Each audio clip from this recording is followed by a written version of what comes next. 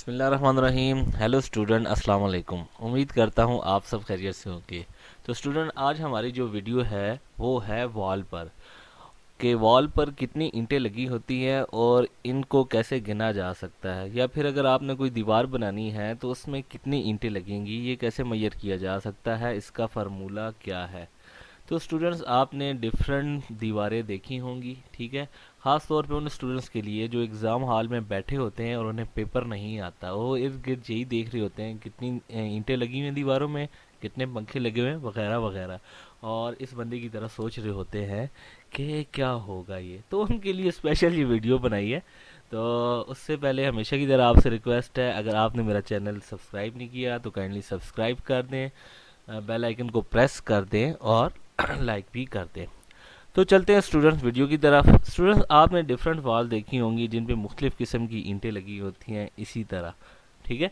तो अगर हमने किसी भी दीवार में ये मेजर करना है कि इसमें कितनी ईंटें लगी हैं या लगाई जा सकती हैं, तो सबसे पहले हमें वॉल्यूम मालूम होना चाहिए, उस दीवार का वॉल्यूम। अब वॉल्यूम में तीन चीज़ें आ जाती हैं, एक आ जाती है लेंथ, एक आ जाती है विड्थ और एक आ जाती है हाइट। तो यहाँ पर हम जनरल लेंगे, कोई किसी भी दीवार का जनरल सी कोई भी वैल्यू लेके सॉल्व करेंगे। इसमें एक मैं आपको जनरल फार्मूला बताऊंगा और एक मैं दूसरा फार्मूला डिटेल से बताऊंगा। तो वीडियो इतनी लेंथ नहीं होने वाली, इस वजह से पूरी वीडियो देखिएगा। तो लेंथ ले लेते हैं 15, हाइट हमारे पास आ जाती है 10 और विड्थ हम ले लेते हैं 0.75, ठीक है। इनको अगर मल्टीप्लाई करें तो हमारे पास आ जाता है 112.5 square foot cube, 112.5 square foot cube हमारे पास वॉल्यूम है जो हमने जनरल ले लिया है।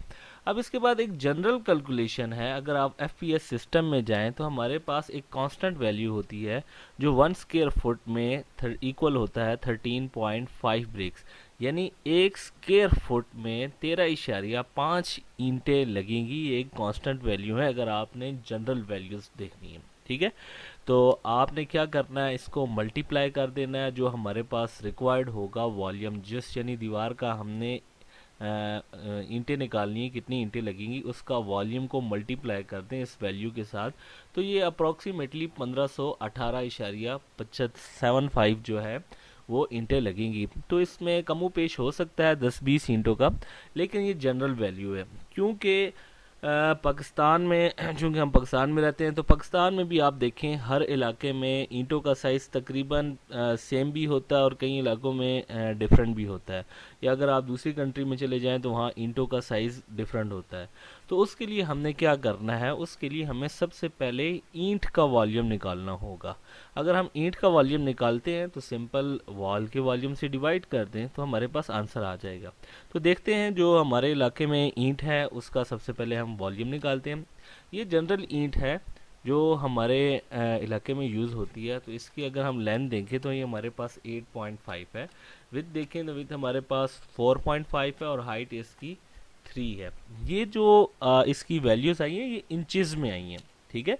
अगर हम इसका वॉल्यूम निकालें तो ये हमारे पास इंचज़ में है, क्योंकि पहले जो वॉल का हमने वॉल्यूम निकाला था वो स्क्वायर फुट में था, तो हम ये वैल्यू भी फुट में कन्वर्ट करेंगे।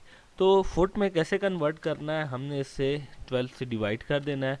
12 से डिवाइड करने के बाद हमारे पास ये वैल्यूज़ आ जाएंगी और इन्हें अगर हम मल्टीप्लाई करें तो हमारे पास इस ईंट का वॉल्यूम आता है 0.066403125। तो बहुत ही सिंपल सा फार्मूला है, ठीक है।